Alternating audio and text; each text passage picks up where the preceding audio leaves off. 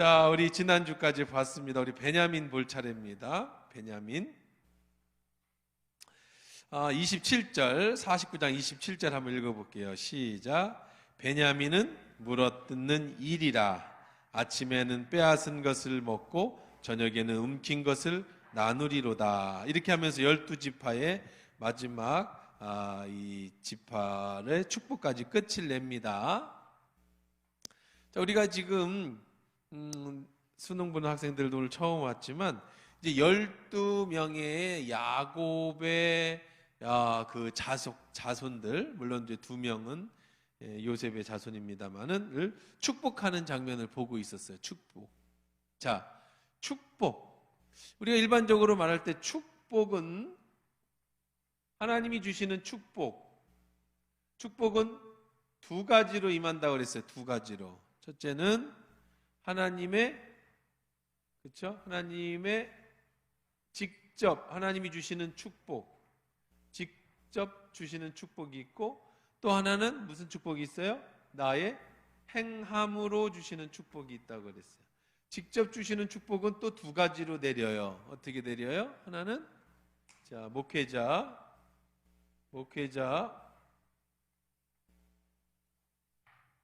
또 그 다음에 뭐예요? 이제 부모로부터. 물론 하나님이 축복을 주시죠. 하나님의 축복이에요. 자, 목회자가 여러분을 위해서 축복하는 권세를 하나님이 주셨어요. 그래서 축도, 안수기도, 그 다음에 여러분의 가정의 신방, 이런 것들을 통해서 축복해 줄 때 하나님은 그런 축복이 임해. 특히 이제 치유라든지 아니면은 어떤 축복. 그래서 여러분들 축복을 사모하시면, 목회자의 축복을 받으려고 하는 것도 굉장히 도움이 됩니다. 또 병 환자라든지 그런 시간상 다 하고. 그 다음에 이제 두 번째는 부모가 자녀를 축복해줘. 그래서 부모는 꼭 아버지일 필요는 없어요. 영적 가장. 그러니까 여러분들이 오늘도 이제 수능 보는 친구들 이렇게 왔는데, 아빠든 엄마든 여러분의 자녀에게 손을 얹고 축복해 줄 수 있는 특권이 있어요. 여러분이 오직 다른 사람의 머리에 손을 얹고 축복해 줄 수 있는 유일한 사람이 있다면 여러분의 누구? 자녀는 하나님이 여러분에게 맡겨주신 영혼이에요. 다른 사람에게 머리에다 손 얹고 그러면 안 돼. 그러면 이제 잡아가 이단이야. 자, 다른 사람 머리에다 손 얹으면 안 돼요. 목사님만 머리에 손을 얹고 축복해 줄 수 있어요. 하나님이 주신 신적 권위예요. 하나님이 주신 신적 권위. 그 다음에 그러나 부모가 해줄 수 있다 그랬어요. 그래서 지금 12지파에 대해서 야곱이 축복해 주고 있는 거예요. 지난주에도 제가 그래서 의미를 굉장히 중요시 여긴다는 걸 수요일날 말씀드렸습니다. 자, 다시 보기 하면은 유튜브에 많이 나올 테니까, 그래서 요즘에 이제 제가 복습을 잘 안 하려고 하는 게 다시 보기 하면 다 봐. 자, 그 다음에 두 번째는 뭐래요? 행함. 부모가 여러분들에게 어떤 것들을 축복을 해줘요. 라도 해도, 혹은 여러분의 부모가, 거꾸로 말해서 여러분의 부모가 좀 무당이었다, 아니면은 보살이었다, 혹은 이렇게 귀신을 섬겼다. 그래서 내가 집안이 그렇게 축복받는 집안이 아니다. 그럴 수도 있고, 또 우리 집안은 3대째 목회자 집안이다. 우리는 5대째 기독교 집안이다. 장로 집안이다. 그래서 이제 하나님의 축복을 입에 물고, 금수저를 물고 태어난 사람일 수도 있어요. 하지만 그것이 다 적용되어지는 건 아니다 그랬어요. 아무리 내가 금수저를 물고 태어났어도 3대째, 5대째 우리 믿음의 집안이라 해도 내가 하나님을 부인하고 거절하면 하나님의 축복을 받을 수가 없죠. 반대로 우리 집안이 그런 무당 집안이어도 하나님 앞에 내가 다시 무릎을 꿇고 기도하면 나는 거룩한 피조물이야. 새롭게 된 피조물이다. 제가 유튜브를 보면 간증을 보니까 어떤 사람이 그런 간증을 하더라고. 어떤 전도사인데 새롭게 하소서에 나왔는데 보니까 귀신이 들렸어요. 귀신이 들렸어요. 본인이. 그러면 병원에서 조현병, 그러니까 정신과에서 나오는 그 병하고 귀신 들린 게 뭐가 다르냐. 그래서 이제 그 사람이 얘기를 하는 거예요. 근데 자기 이제 간증을 쭉 하는데 자기의 이제 할아버지 때 외갓집 전부 양가가 무당 집안이었어요. 그래서 자기가 이제 거기서 태어났는데 어릴 때 그냥 뭐 집안에 잔잔한 날이 없다는 거예요. 막 서로 형제간에 싸우는데 칼 들고 싸운대. 그래서 동생이 무서워서 문을 잠그고 야구방망이를 놓고 자야 될 정도로 언제 들어와서 죽일지 모르는 그런데 살다가 자살하려고 하늘 산에 올라갔는데 옥상에 올라갔는데 갑자기 하늘에서 음성이 사람이 죽지 마라 그러면서 네가 여기서 죽으면 지금보다 더한 고통이 너에게 있다. 지옥의 고통은 지금보다 더.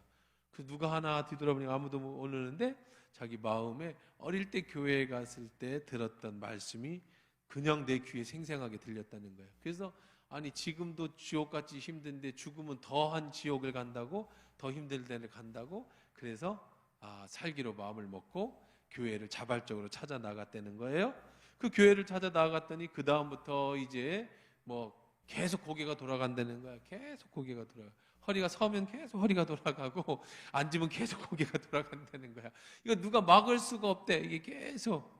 그래 그렇게 하던 중에 이제 집회에 참석하게 되고 이제 성령 받고 치유 받고 이런 것들을 간증을 해.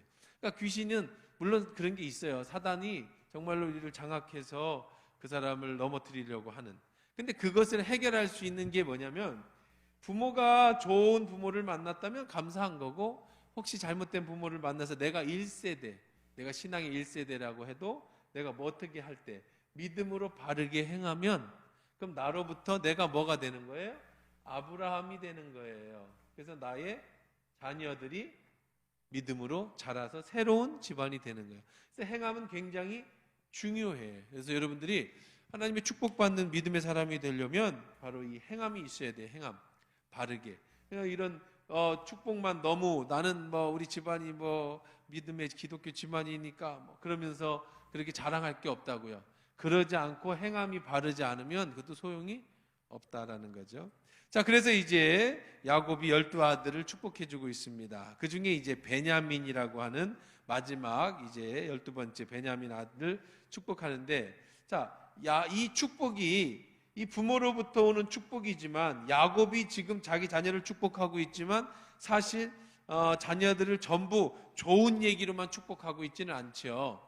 근데 이제 베냐민에 대해서는 뭐라고 얘기를 하고 있어요? 베냐민은 물어뜯는 일이라. 아침에 빼앗은 것을 먹고 저녁에는 움킨 것을 나누리라. 베냐민은 어떤 앞으로 삶을 살 거라고요? 물어뜯는 이리 같은 인생을 살 것이다. 자식에게 좀 좋은 축복을 해주지. 근데 사실 이상하죠. 야곱이 지금 자기 아들을 축복해 주는 거예요. 근데 야곱이 자기 아들을 축복해 주는데 야곱의 아들 중에 베냐민이라고 하는 아들은 어떤 아들이에요?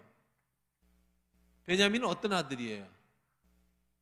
가장 사랑하는 아들이에요. 그렇죠? 요셉이라는 아들이 있었지만 요셉을 잃어버리고 나서 그 아버지의 모든 관심은 다 누구에게만 갔어? 베냐민에게 갔어요. 마지막에도 베냐민이 잡혀갔을 때 아들들이 전부 아버지가 죽을까 봐 걱정을 했잖아요. 그러면 여러분 상식적으로 그냥 일반적인 이 축복이 이 부모의 축복이 하나님의 축복이 부모를 통해서 온다고 하면 베냐민에게는 요셉에게 주었던 축복만큼의 축복을 줘야 되지 않겠어요? 담장 너머로 뻗어가는 나무. 그렇죠? 요셉에게는 그런 축복을 줬잖아요. 너는 담장 너머로 뻗은 나무 가지에 그 노래가 그 노래예요. 한번 읽어볼까요? 요셉에게 뭐라고 축복했는가? 22절 시작. 요셉은 무성한 가지 곧 샘 곁에 무성한 가지라.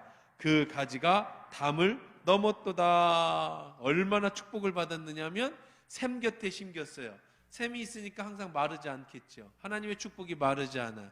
그리고 그 샘이 어디로 넘어갔어요? 담장 너머로 넘어갔어요. 자, 우리가 이 축복이라고 할 때, 하나님이 주신 축복이라고 할 때, 우리 이제 고3 수험생들이 있으니까 고3 수험생들의 예를 들어서 설명을 해볼게요. 예를 들어볼게요. 우리 고3들 잘 들어야 돼. 오늘 기도한다고, 목사님의 기도를 받는다고 여러분이 시험 문제 한 문제, 두 문제 더 맞지 않아요. 만약에 그렇다고 한다면 여러분들은 무슨 그 샤머니즘이나 무당 같은 일이야. 그럼 뭐하러 공부해, 그렇죠? 목사님한테 와서 기도나 받고 가. 찍으면 다 맞을 거 아니에요. 절대로. 여러분 물론 이런 거는 있을 수 있어요.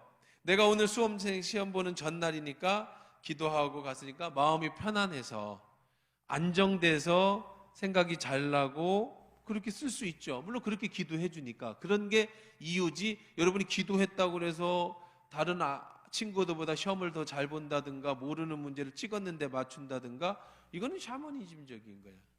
특히 이런 것들이 있어요. 엄마들이 수능 기도, 수능 40일 기도, 수능 100일 기도, 그거 무슨 느낌 나? 그 불교에서 그 100일 기도 이런 느낌 나지 않아? 불교에서 100일 기도하는 느낌 나지 않아? 그럼 여러분들 하나님 앞에 100일 기도하면은 우리 아이들이 연세대가 다 갈 걸 서울대학 가고 하나님 앞에 100일 기도하면은 수능을 찍은 것마다 다 맞고 그럴까요? 그럼 좀 이상할 것 같아 하나님이. 그렇지 않아요? 여러분 목사님이 감히 얘기하는데 여러분이 기도한다고 해가지고 그렇게 갑자기 찡찡 잘 맞고 그러지 않아요. 그러면 목사님 뭐하러 기도 받아요? 그럼 뭐하러 수요일 날 나와서 기도해요? 그렇죠? 그럼 100일 기도 소용없어요? 우리 선생님들도 우리 엄마들도 그 수요일마다 나와서 금요일마다 나와서 기도하는 모습 얼마나 아름다운지 몰라. 그럼 그런 기도가 뭐가 필요해요? 그렇게 기도한다고 시험을 잘 보는 기도를 하는 게 아니에요. 우리가 하는 기도는 여러분이 시험 잘 보게 해달라고 기도하는 게 아니에요. 물론 그렇게 할 수 있어요. 우리는 인간이니까. 그래서 이렇게 잘 볼 수 있어요. 그 잘 본다는 개념이 다른 개념이에요. 시험 잘 본다는 게 기도 받고 갔으니까 찍은 게 잘 맞는 거나 아니면은 내가 상상하지 못한 좋은 대학에 합격하고 그런 게 아니라, 이 축복이라는 것은, 하나님이 주신 축복이라는 것은요 뭐냐면, 여러분이 오늘 기도하고 우리가 기도받고 말씀 듣고 대학에 가는데 이 모든 것이 하나님, 늘 제가 그런 말씀 드리죠. 하나님은 내게 가장 좋은 것만 주신다고 그랬잖아요. 그렇죠? 그렇다면 하나님 이번 수능 시험을 통해서 이 점수로 이제 대학을 갈 거 아니에요. 어디든 7개를 6개를 넣었는데 그거에 맞춰서 내가 골라갈 거 아니에요. 하나님 이 수능 시험을 통해서 이 점수를 통해서 하나님이 가장 좋은 걸 주신다고 그랬으니까 나에게 가장 좋은 대학을 가게 해주세요. 이렇게 기도를 해야 돼. 이렇게 또 기도해야 돼. 내일 시험 볼 때 불안해서 혹은 실수로 하나님 잘못 쓰지 않게 해주세요. 이런 기도는 드릴 수가 있어요. 무슨 얘기냐면, 내가 시험을 예를 들어서 내가 수능을 봤어요. 그런데 어제 내가 열심히 해서 평상시 같으면 우리가 이 점을 해봅시다. 80점을 맞으면 내가 정말 원하는 대학을 갈 수 있고 내가 꿈꾸는 거였어요. 예를 들어 80점, 그냥 과목하고 상관없이. 근데 수능을 망쳤어. 그 70점밖에 못 맞췄어. 그래서 내가 그 원하는 대학을 못 갔어. 그러면 하나님이 내 기도를 안 들어주신 게 아니에요. 하나님은 지금 오늘 이 저녁에 여러분이 수요일 날 여기 나와서 예배 드리는 여러분의 모습 이미 다 봤어. 그러면 시험을 잘못 봐서 내가 전북대학을 갈 거를 전주대학을 갔다. 그럼 하나님이 날 버린 거냐? 하나님이 시험 아니에요. 하나님 내게 제일 좋은 걸 주신다고 한다면 하나님은 나에게 제일 맞는 학교가 어디예요? 전주대학교인 거야. 거기에 가서 하나님이 나한테 제일 맞는 친구를 만날 수 있고요. 하나님 나한테 제일 맞는 교수를 만날 수 있고요. 그것이 인연이 돼서 내 길이 그 대학을 나와서 하나님이 원하시는 그 방향으로 간다면, 전북대학을 나와서 하나님이 원하지 않는 내 길을 가다가 거기서 고생하고 해서 결국은 뒤로 돌아 힘들게 바른 자리 찾아가는 것보다 차라리 그게 훨씬 더 나을 수 있다라는 거죠. 그러니까 이 모든 것은 누구만 알아요? 하나님만 아셔. 내가 전북대학을 가는 게 하나님이 뜻이면 전북대학을 가고, 내가 전주대학을 가는 게 하나님 뜻이면 전주대학을 가는 게 나은 거예요. 내 수능 점수로는 전북대학을 갈 수 있는데 수능을 잘못해서 전주대학을 갔다 할지라도 그 한 가지만 가지고 있으면 뭐 하나님은 내게 제일 좋은 것을 주시는 분이다라는 그 약속만 가지고 있으면, 물론 여러분이 노력을 안 하고 막 놀다가 그냥 망쳤다, 그거는 이제 어떤 부분은 일정 부분 내 책임이 있겠지요. 그러나 그래도 합력하여 선을 이루시는 하나님의 축복이 있다고. 그러니까 여러분이 오늘 수요 예배날 나와서 말씀을 듣고 예배를 드리고 기도를 받는 것은 수능 점수 1.2점 더 올리기 위한 그런 미신적인 행위가 아니고, 하나님 내 마음이 주 앞에 예배합니다, 내가 이제 대학을 가야 되는 이런 중요한 시점이 있습니다, 내가 어느 대학을 가야 제일 좋을지 모르는데 내 점수에 맞춰서 내가 어떤 대학을 6개, 이제 수능 뭐 6개를 넣었다고 쳐, 예를 들어서, 아니면 수시에 뭘 넣었다, 정시 넣었다, 제가 이거 다 그런 건 모르지만 가장 좋은 곳에 갈 수 있도록 하나님 나를 가장 좋은 방법으로 수능을 볼 수 있게 해주세요. 잘 봤다, 그럼 감사하세요. 하나님이 이걸 잘 통해서 나에게 좋은 학교에서 좋은 것을 주시려나 보다. 항상 기준은 하나님이 되어야 되는 거야. 못 봤다, 낙심할 거 없어요. 아, 하나님이 나에 대한 새로운 계획을 가지고 계시는구나. 내가 꿈꾸던 대학에 못 가도 여러분 그거 갖고 좌절하고 낙심할 거 전혀 없어요. 하나님은 그거 말고 다른 것에 더 해줄 수 있는 거예요. 제 아내하고 제가 지금은 이제 대학이 4년제 대학으로 이렇게 변화되고 했지만 그 당시에는 전문대라는 게 있어요. 지금도 전문대가 있겠죠. 뭐 그 당시에 이제 저는 학력고사 세대니까, 수능이 있기 전에 학력고사 세대니까 전문대학을 만났어요. 전문대학에서 만났어요. 저는 축산학과를 나왔고 지금 동물자원학과 뭐 그다음에 뭐라고 바뀌었어, 이름이. 그 학교는 없어지고 뭐 무슨 뭘로 바꿔 그게 없어졌어. 학교도 없어졌어. 학교도 뭐 합병해가지고 저는 이제 대전 실업전문대, 그 당시에는 대전 실업전문대라고 해서 나름 대전에서는 명문대학이에요, 전문대로는. 근데 지금은 우송대학으로 바뀌었더라고요. 그게 이제 그 동아그룹이었는데, 동아연필 만드는 동아그룹과였는데. 근데 저는 제가 고등학교에서, 제가 나온 고등학교에서 제가 일전에 한번 간증을 했습니다만, 제가 그때 고3 때 사고를 당해가지고 시험을 한 학기 시험 전부를 안 봤어요. 그래서 이제 그 전에 봤던 시험에 70%만 인정을 해가지고 그래도 내신 3등급을 받았어요. 원래 내가 몇 등급인지를 알았겠죠. 이제 실업기 고등학교지만. 그래도 제가 마지막, 그때는 다 들어갔어요, 3학년까지. 근데 3학년에 2학기 통으로 날렸지만 70%만 인정을 받았어도 3등급이었어요. 그래서 제가 그 대전에 있는 실업전문대학을 갔어요. 우리 학교에서 그 학교를 가는 경우는 한 과에서, 한 학년에서 한두 명도 없어요. 그 당시는 그랬어요. 지금하고는 달라. 옛날 사람들은 알 거야. 옛날 대학 가기가 어려웠어요. 전기 떨어지면 후기 떨어지면 전문대야. 전문대 떨어지면 끝. 이제 한 학교에 한 과목만, 한 학교에 하나만 넣을 수가 있어요, 그냥. 그래서 그거 떨어지면 서울대학 떨어져도 그 다음에 뭐 후기대학은 저 밑으로 가야 돼. 아니면 재수를 해야 되는데, 그러다 보니까 이렇게 돼서 거기 떨어지면 또 전문대를 가야 되는 거예요. 그 머리가 아무리 좋고 공부를 잘해도 거기서 떨어지면 저 밑에 학교를 가야 돼. 그렇게 이제 갭이 있던, 지금 참 좋죠. 6개나 써서 그 중에 막 이렇게 고르니까 지금 뭐 4대1, 5대1, 6대1, 그거는 뭐 아무것도 아니야, 그렇죠? 여기 6대1이야, 1대1이잖아. 6개를 넣었으니까. 근데 그때 6대1이면 한 명은 붙고 6명은 5명은 뭔 거야? 재수를 해야 되는 거, 떨어지던 시절에. 그래서 나는 그런 고등학교를 나와서 그 실업전문대학을 갔는데, 우리 학교에서 그래도 공부를 잘하는, 아주 그 전체 학교에서 전문대를 보낼 때 한 10명도 못 보내는, 그런데 제가 간 거예요. 그것도 대전에 있는 실업전문대면 우리 학교에서 갈 수 있는 최고의 학교였어요.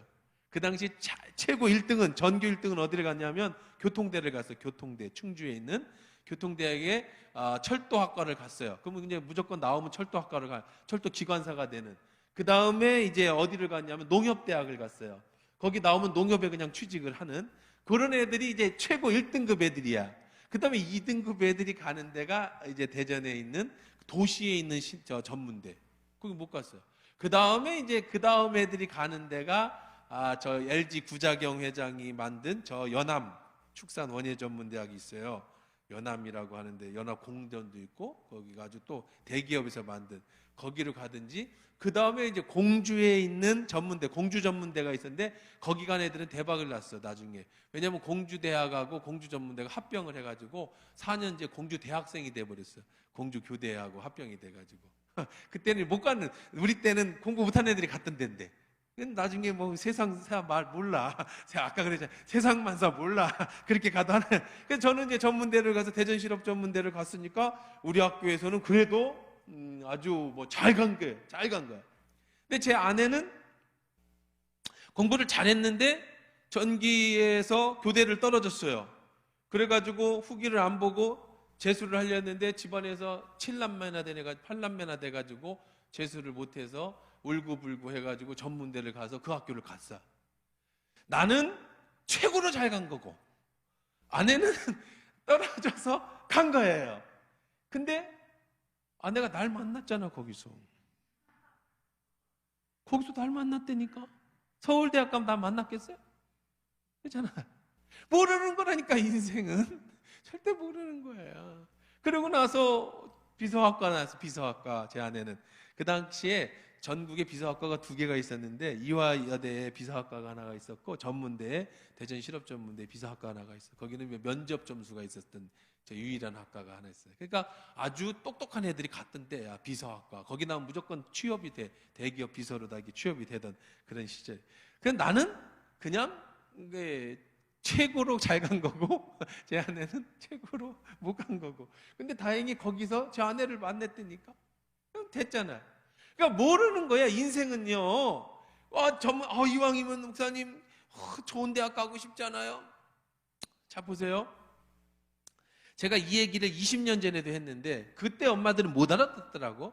근데 지금 엄마들은 다 알아들어. 뭐냐면 인서울을 해서 서울에 있는 대학을 가든 전북대를 나오든 전주대를 나오든 무슨 전문대를 나오든 졸업을 하면 전부 다 취업을 준비해야 돼.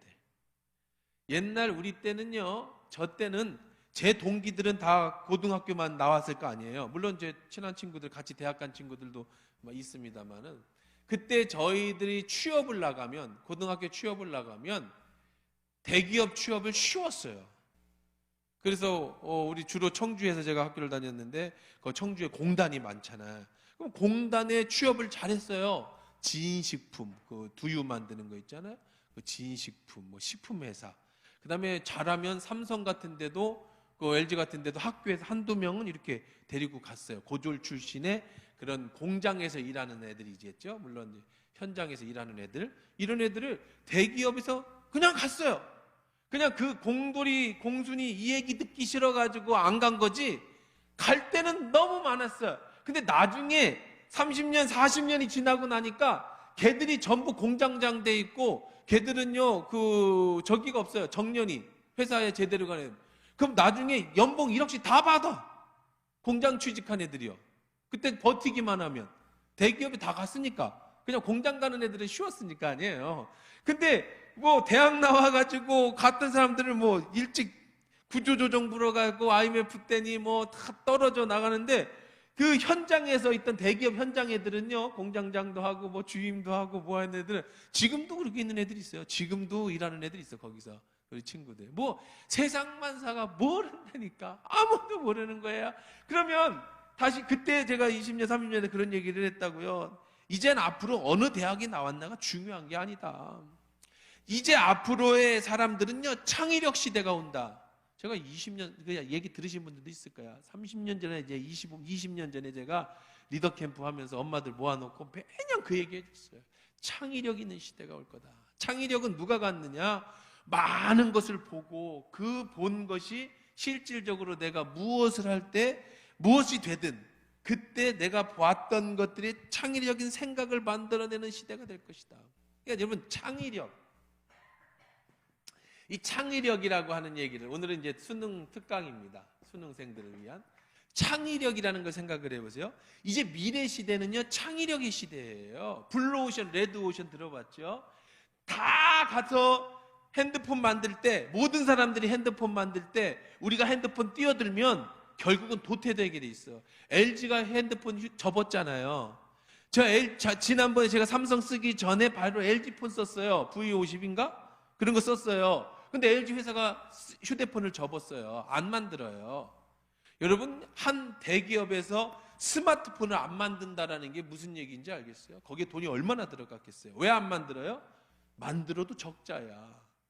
근데 애플은요, 처음에 애플이 다 휴대폰을 만들어서 전부 휴대폰이 뭘 기능을 삼성이고 뭐고 다 할 때 뭐에다가 최대를 맞췄느냐면 카메라를 높이고 그 다음에 메모리를 더하고 또 작게 만드는 그런 기술력이 있었어요. 그래서 제가 스마트폰 나오기 전에 마지막에 가지고 있던 스마트폰은요, 휴대폰은요 요만했어요. 지금도 그런 휴대폰은 없어요. 요거를 여기다 놓으면 그때 그 텔레비 광고에서 무슨 광고를 했느냐면요, 휴대폰 찾는 거야. 어디다 넣었는지를 몰라서 너무 얇아. 그래서 제가 마지막 가지고 있던 건요, 정말 종이짝 같이 얇은 휴대폰을 가지고 있었어요. 어떻게 하면 얇게 만드냐, 어떻게 하면 카메라 성능이 좋으냐, 이것 갖고 사람들이 피 터지게 싸울 때 기업들이, 그때 스티브 잡스가 뭘 만들었어요? 스마트폰이라는 걸 만든 거예요. 그래서 저도 스마트폰이 뭔지 몰라서 30분 강의를 들었어요. 아니, 내 휴대폰도 인터넷도 되고, 내 휴대폰도 음악도 다운받고, 내 휴대폰으로다가 그 네이버 검색도 하고, 이메일도 체크하는데 스마트폰이 왜 필요해? 어플이라는 게 뭐야? 이거를 30분 동안 훈련받고 제가 그 당시에 애플 3를 처음 샀다고요. 그러던 시대. 그래서 애플 스티브 잡스가 그거 만들고 세계적인 회사로 만들어낸 거 아닙니까? 그게 블루오션이에요. 남들이 안 하는 창의력. 자, 그럼 이 창의력이라는 걸 보세요. 스마트폰이 하늘에서 뚝 떨어진 거 아니에요. 휴대폰을 새롭게 각색한 게 스마트폰이에요. 스마트폰도 똑같이 인터넷하고 똑같이 전화하고 똑같이 카메라 있고 다 있는데 다른 게 있다면 어플이라는 게 있는 거예요. 핸드폰은 어플이라는 게 없어서 그런 개념이. 네이트 누르면 네이트가 들어가고, 인터넷 들으면 인터넷이 들어가고, 카메라를 누르면 카메라가 켜지고, 그 버튼을 눌러야 들어가던 시절에 창을 하나 만들어 놓고 그 컴퓨터처럼 어플이라는 걸 쭉 해서 3, 40개, 지금 핸드폰 뭐 100몇십 개 들려요. 거기서 누르면 그 회사에 들어가는 스마트폰이라는 어떤 걸 만들었어요? 창의적인 생각을 하니까 엄청난 일이 발전한 거예요. 자, 이 안에서 계속 이제 스마트폰이 단대니까 전 세계에 있는 그 회사들이 스마트폰을 막 만듭니다. 근데 이렇게 갖고는요, LG처럼 이제는 결국은 도태될 수밖에 없어. 만들수록 손해야. 이제 또 다른 창의력이 있어야 돼. 어떤 창의력? 처음에는 스마트폰을 얇게 작게 만들었는데 이제는 아니에요. 크고 넓게 만들어. 창이 넓게. 근데 넓으면은 들고 다니기 힘드니까 무슨 스마트폰을 만들어? 이제는 접는 스마트폰을 만들어. 그렇죠? 접어. 이게 창의력이에요. 스마트폰이 아닌 새로운 걸 만드는 게 아니에요. 기존에 있던 거를 어떻게 해? 새롭게 각색하는 게 창의력인 거예요. 그럼 이 창의력은 여러분 기술의 문제가 아니에요. 기술은요 이미 엄청나게 발전했어요. 무슨 문제냐면 아이디어의 문제예요. 요런 제품을 요렇게 하면 되겠다라고 하는 기술의 문제가 아니라, 기술은 이미 발전이 아이디어보다 훨씬 빨라. 그거는 기술은 공대생들이 연구해가지고 기술을 만드는 거예요. 무슨 생각하냐면 스마트폰을 접어볼까? 그냥 아주 단순하게 핸드폰이 넓으면 들고 다니기 힘드니까 접어볼까 하는 창의력. 접는 기술은 공대생이 만들 거야. 그건 우리들이 신경 쓸 필요 없어. 그건 창의력의 문제가 아니에요. 스마트폰을 접어볼까 하는 창의력이에요. 예를 들면 제가 스마트폰을 얘기를 했는데, 그뿐만 아니라 내가 어떤 영역에서 어떤 일을 할 때, 제가 목회자면 목회자로서 목회를 하고 성도를 할 때 이번 추수감사절에는 어떤 행사를 해야 이 코로나 시대에 뭘 할 수 있을까? 창의력. 그래서 그거를 개발시키고 발전시키는 거예요. 이 세상이 다 안 될 때 중고등부가 다 안 된대. 애들이 다 죽는데 교회마다 교회가 없대. 그러면 애들에게 필요한 게 뭘까? 애들이 좋아하는 게 뭐지? 애들은 여행을 좋아하는데, 그럼 이 여행과 신앙을 접목할 수 있는 것이 뭐가 없을까? 맞아. 내가 옛날에 제가 전도 여행을 가보니까, 저희 전도 그 여행으로 남미나 다 돌다 보니까 애들이 돌아다니는 거예요. 우리가 같이 해서 쟤들은 뭐야? 그랬더니 쟤들도 선교 단체의 킹더가든, 그러니까 하나님의 자녀들이라고 하는 그런 이름을 가졌는데 얘들이 선교 여행을 다니는 거야. 중고등어들이. 그래서 와, 니들은 참 좋겠다. 일찍부터 여행 다니면서 선교도 하고라고 했거든요. 집에 들어와서 그러면 우리 교회는 아이들과 함께 선교할 수 없을까? 그럼 애들이 여행을 좋아하는데, 그럼 그것과 또 아이들의 창의력은, 결국은 아이들이 창의력은 어디서 나오냐면 많이 경험하고 보는 데서 나와. 그 본 데서 아이디어가 나오는 거지, 전혀 보지 못한 데서는 아이디어가 안 나와요. 근데 지금 애들은 공부만 하느라고 못 본단 말이에요. 그럼 아이들한테 보여주면서 신앙 훈련을 해주고 여행까지 하고 공동체 훈련까지 시킬 수 있는 뭐가 없을까 하다가 리더 캠프를 만들어내는 거예요. 그러니까 이런 식으로 나는 이 분야니까 나의 생각으로 창의력을 만들어낸 거잖아요. 그럼 이 아이들이 자라서 이제 내가 뭐 공대를 갔다, 내가 아니면은 뭐 내가 어디 경영을 갔다, 내가 뭐 어디 뭐 무슨 과를 갔다, 각자의 분야에서 분야에 맞는 뭐를 만들어내는 인재, 창의력을 가진 인재가 막 필요한 거예요. 기업은요. 기업은 어떤 사람이 필요하냐면 창의력을 가진 인재가 필요해. 이 시대가 왔어요. 제가 이미 20년 전부터 얘기했어요. 지금은 더 발전한 거야. 삼성이 직급을 없앤 거 아세요? 이번에 뉴스 보세요. 오늘 내일 여러분 뉴스가 검색 좀 해보세요. 삼성이라는 회사가 이제 과장, 부장 이런 직급을 없애요. 그리고요, 이제는 삼성이요, 어떤 실험을 하냐면 이제 승진이, 지금까지는 승진을 윗사람이 아랫사람을 승진시켰잖아요. 이제는 서로 상대방을 평가해서 승진시키는 제도로 발전을 시켜요. 이제 시작했어요. 이 어제 오늘 뉴스들 보세요. 이게 창의력이에요. 왜 삼성이 그런 일을 해? 삼성 같은 기업은요, 이 삼성이라는 기업이라는 우리나라 대기업은 어디서 왔느냐면 일본에서부터 왔어요. 뭐 일본 나쁘다고 하지만 사실 우리가 다 배운 건 일본에서 배운 거야. 일본의 기업을 배운 거예요. 삼성이요. 기업 문화가 전부 어디서 왔어요? 일본에서 왔어요. 근데 일본은 기업을 창의적으로 바꾸지를 않아. 지금도 옛날처럼 대리, 과장 그렇게 하면서 내리고 창의적인 건 없어. 옛날 그대로를 가져. 그러니까 일본 기업이 다 도태되는 거야. 근데 우리나라는요, 그런 거에서 이제는 계속 발전시켜요. 어떻게 발전시키느냐면 마음껏 신입사원이든 회사원이든 그 안에서 창의력을 발생할 수 있도록 계속 해주는 거예요. 그러니까 어떤 회사는요, 특히 IT 회사 같은 경우는요, 회사 안에 그 마사지실이 있어가지고 어깨가 뻐드네 그러면 가서 마사지 받아요. 회사 시간에. 그리고 회사에 일하다가 뭐 여러분들 잘 아는 카카오라든지 뭐 네이버 이런 회사들이 다 그래요. 그 다음에 나 오늘 만화책 보고 싶다 그러면 저서 가서 계속 만화책을 봐. 지금 학교 회사에 들어간 거예요. 왜 그러냐? 이런 창의력은 노는 데서 나와요. 공부하고 컴퓨터 치는 데서 창의력이 나오는 게 아니야. 놀면서 만화책 보면서 마사지 받으면서 멍 때리면서 이렇게 하면 스마트폰 접어보면 어떨까? 이거를 이렇게 꺾어보면 어떨까? 이런 데에서 창의력이 나오니까 회사는, 옛날에는 회사에서 일하다가 사우나 가면 그건 심할삭감이에요. 그렇죠? 아니 이 회사 일하다 말고 사우나를 가? 근데 아니 지금은 아예 마사지실을 넣어준다니까. 마사지 받으면서 생각하라는 거 풀면서 그거 왜 안 풀렸지? 아이디어가 딱 떠오르면 회의하는 거예요. 회의. 아이디어 회의. 그 아이디어 회의 5시간씩 6시간씩.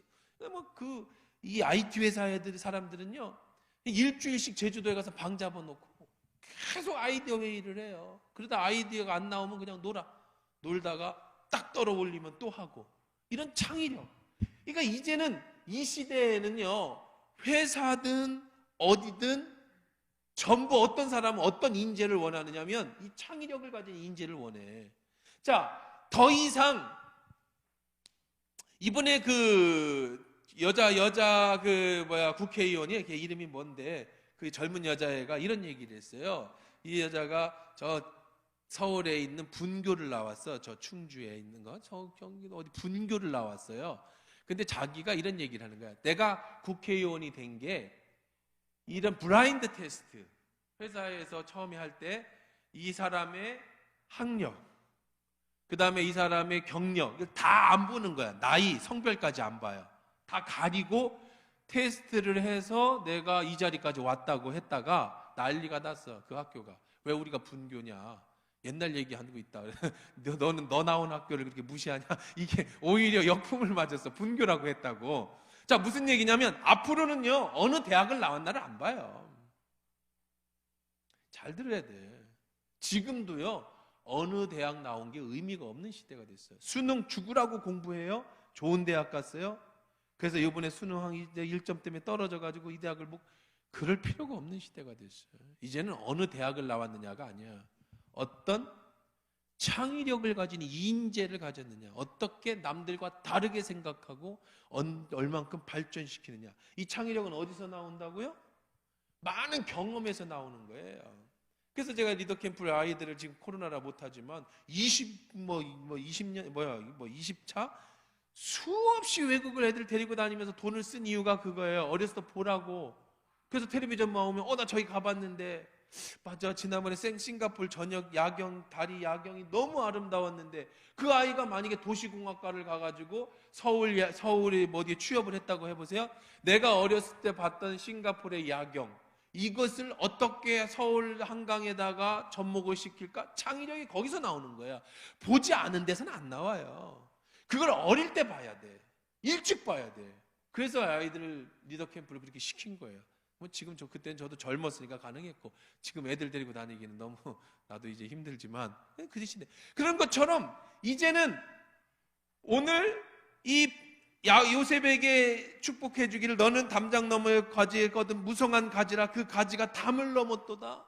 자, 성경의 모든 인물들이요, 그래요. 요셉과 같이 종으로 팔려갔어도 하나님 앞에 붙잡힌 바 되니까 담장 너머로 뻗은 가지가 되는 거예요. 베냐민 같이 아버지의 사랑을 듬뿍 받아가지고 얼마나 사랑을 받았는지 베냐민은 정말 최고예요. 근데 베냐민에게는 뭐라 그래? 너는 이리 새끼다. 네 자녀는 물어뜯게 되는 인생을 살게 될 것이다. 그러니까 결국은요, 하나님이 여러분을 어떻게 하시느냐에 따라 달린 거예요. 오늘 학생들 수능 내일 시험 보는 친구들, 오늘 내일 수능인데 왜 교회 와가지고 이것도 그러지 말고 내일 수능을 잘 보고 못 보고 하는 모든 것이 다 하나님의 손에 있어요. 그러니까 편안하게 생각해야 돼. 하나님, 내일 시험을 볼 때 내 마음에 평안을 주시고요, 내게 가장 좋은 대학을 갈 수 있는 가장 좋은 점수를 주시고요, 내가 어느 대학을 갈 건가를 평가하고 판단할 때 지혜를 주시고, 거기에서 좋은 사람을 만나고 내게 주신 이 창의력은 어디서 생기느냐? 경험에서도 생기지만 하나님이 주시는 거야. 성령이 임해야 돼. 하나님의 영이 그에게 임할 때 창의적인 생각이 떠오르게 돼 있어요. 그 영을 하나님 내게 주십시오라고 믿음으로 고백하고 믿음으로 기도할 때 하나님이 여러분의 앞길을 책임져 주시는 거예요. 어디 대학을 갔다, 그건 별로 중요하지 않아요. 하나님이 원하시는 대학을 갔다, 이게 중요한 거예요. 거기에서 좋은 친구를 만나고 좋은 교수를 만나고 사람을 통해서 하나님 역사하신다고 그랬잖아요. 하나님은 사람을 통해 역사하신다고 그랬잖아요. 그렇게 했을 때 지방대학에 이름 없는 대학을 나와도 나중에 서울대학 나온 애들을 직원으로 쏙 거닐면서 최고의 CEO가 될 수도 있는 거지만, 최고 명문대학을 나와도 하나님이 함께하지 않으면 정말 아무것도 못하는 그런 사람이 될 수도 있다는 거예요. 그걸 꼭 기억하고, 오늘 제가 진도는 많이 안 뺐습니다. 그냥 요새 베냐민까지만 하고 마무리는 다음 주에 오늘 고3 수험생들이 있으니까, 자, 우리에게 복을 주시는 이는 하나님이시다. 그러니 신앙과 믿음, 이게 실력보다 더 우선되게, 우리 고3 수험생들, 이제 학생들, 이제 대학교를 가면, 목사님 말씀 잘 들어요. 대학교를 가면 세상이 너무 재밌을지도 몰라. 술 먹고 노는 게 너무 재밌고 또 알바하는 하고 정신이 없을 수도 있어요. 근데 꼭 기억해야 돼. 창의력은, 그리고 하나님은 사람을 통해 역사하시고, 하나님을 가장 붙잡는 사람에게 하나님이 축복해 주실 때 내가 쓰임 받는 거지. 여러분의 행함이에요. 세상이 좋아도 지금 정말 힘든 세상이에요. 지금 대학생들이 신앙 지키기가 너무 힘든 세상이에요. 제가 놀라운 거는 고등학교 때까지 리더 캠프를 통해서 애들 정말 절대 하나님을 안 떠날 것처럼 만들어 놨는데 대학 가고 서울로 보내고 가면 세상에 다 케오페 되더라고. 물론 알아. 얘들이 이제 나중에 지치면 하나님께 다 돌아올 거예요. 그건 알아. 근데 세상에 나가서 전부 케이프 되더라고. 알바하느라고 시간 없어서 교회 못 나가, 봉사 못 해. 세상이 좋아서 한두 번 하나님 떠나다 보니까 돌아갈 기회를 잃어버려. 마음속에는 내가 옛날에 리더 캠프도 하나님 만났던 그 추억, 하나님 말씀도 다 가지고 있는데 세상이 너무 좋다 보니까 자꾸 타협하다 보니까 다시 돌아가기에 너무 멀리 와버려. 지금 시대가 그래. 그런데 잘 기억하세요. 하나님이 나를 들어주셔서 축복해 주셔야 내가 복을 받고 축복해 주실 때 내 인생이 바뀌어서 신앙 먼저, 하나님 먼저야. 그러면 저절로 다른 것들이 다 따라오게 돼 있는데 세상 좋아하는 거, 세상 거 먼저 하면 돌고 돌고 돌아서 큰 고통의 소용돌이 끝에 하나님을 찾게 된다는 거 기억하고 내일 수능 시험 잘 보고 저 믿음으로 기도하면서 시험 볼 때 하나님 시험 잘 보게 해주세요라고 기도하지 말고 하나님 정말 내게 가장 필요한 하나님이 원하시는 대학에 갈 수 있는 가장 좋은 점수를 내게 주세요. 그게 좀 안 좋아도 그건 내게 제일 좋은 점수고 가장 좋은 것을 주시면 또 그건 감사하고 그렇게 하면 하나님 여러분의 인생을 책임져 주실 때 여러분의 삶이 축복되는 삶이 되는 줄 믿습니다.